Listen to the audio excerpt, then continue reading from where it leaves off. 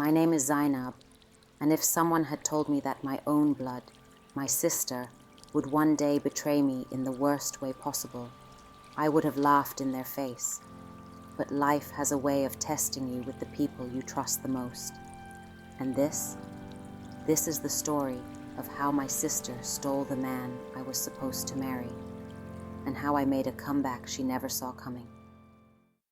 Growing up in a small Nigerian town, my sister Aisha and I were inseparable, or at least that's what I thought. I was the quiet one, the one who helped Mama cook, who studied by candlelight, and who dreamed of building a better life. Aisha was different.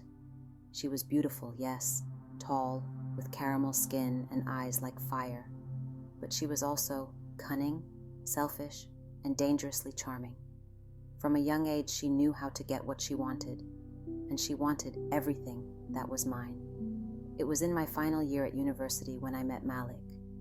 Tall, kind, intelligent, and ambitious. He was the kind of man every woman prayed for. We met at a tech conference in Abuja. I was presenting a research project on women in STEM, and he was there representing a startup looking for talent. Our connection was instant, not just because of attraction, but because we shared the same dreams, building businesses, helping our communities, and living simply. A few months later, he met my family. My parents loved him. Even my grandmother gave her a rare nod of approval. But Aisha's eyes were cold that day. She hugged him tightly, too tightly. And when he looked away, she stared at me, smiling, but not in a way that reached her eyes. When Malik proposed, it was private and perfect. He didn't do it with a crowd watching. He did it in the small garden behind his parents' house, under the mango tree, with a single ring and the softest voice. "I don't need a queen," he said. "I just need you. You're already royalty." I said yes. I was floating. I didn't know that behind the scenes, Aisha was already plotting her move. The wedding was 3 months away when everything fell apart. I was returning from a bridal fitting when I got a message from my best friend, Mariam. "Z," it read. "I don't know how to tell you this, but you need to come to Starwood Hotel, now." I thought someone was hurt. I didn't expect to see Malik's car parked outside. I didn't expect to go up to room 206, and I didn't expect to find Aisha in my fiancé's shirt, wrapped around the man I thought I would spend the rest of my life with. I couldn't breathe. I didn't scream. I just stood there, watching them scramble like thieves. Malik couldn't even meet my eyes. "Aisha?" She didn't even try to apologize. She looked at me and said, "He deserves someone exciting. You were always too plain for him." It made headlines in our town. Everyone had known we were engaged. And suddenly, the whispers started. People pitied me. They said I was too bookish, too modest, that Aisha was always going to win. But what hurt the most wasn't the embarrassment. It was that my own sister had betrayed me. Not just once, but for months. Malik had been sneaking behind my back, and Aisha had helped him do it. I moved out of my parents' house. I cut contact with everyone except Mariam. I buried myself in work and stayed away from anything emotional, until I met Idris. Idris was a man of few words, an architect, calm and deliberate, with a deep voice and a mysterious aura. He had come to our family compound once or twice to visit Aisha when they first started dating. I didn't pay attention then, but now things were different. Aisha was already engaged to him when she started messing with Malik behind my back. Idris didn't know.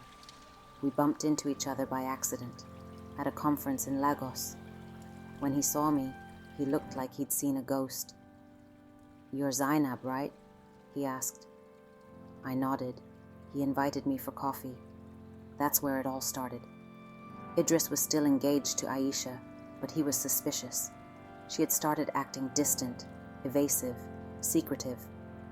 I told him everything, showed him photos, shared what I'd seen. He didn't get angry.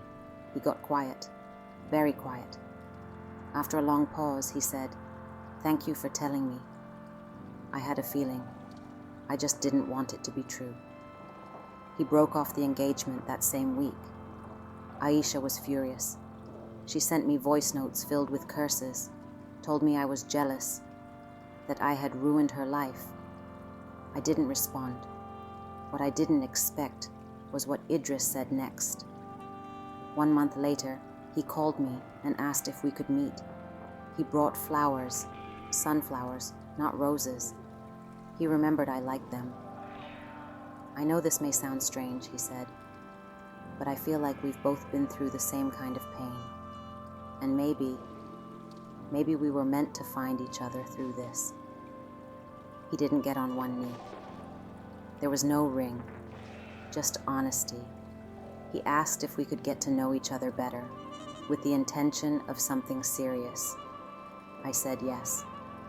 Over the next year, Idris and I built something strong. We didn't rush into things. We went slow. We healed. We laughed. We cried. We created new memories, ones untouched by betrayal. When he finally proposed, this time under the stars on a quiet rooftop in Accra, I knew my answer without hesitation. This time, there was no Aisha, no drama, just us. Our wedding was simple but elegant, close friends, family, and no drama. Until Aisha showed up, yes, uninvited. She came wearing a white dress, pretending to smile. She walked up to me and whispered, "So, you really went and married my ex?" I looked her dead in the eyes and said, "No. I married the man you were too foolish to value, and this time, he's staying." Today, Idris and I run a foundation for young girls in STEM. We have a daughter named Layla. She's brilliant and kind, just like her father. As for Aisha, she's still chasing shadows, moving from one man to another, never truly happy. Some say revenge is sweet, but for me, peace is sweeter. Because nothing beats living well after being betrayed. And marrying your sister's ex, that was just the bonus. Sometimes the people closest to you are the ones who wound you the deepest. But pain isn't where the story ends. For me, it was the beginning of something even more beautiful. So to anyone out there who's been betrayed, remember, your comeback can be louder than the heartbreak.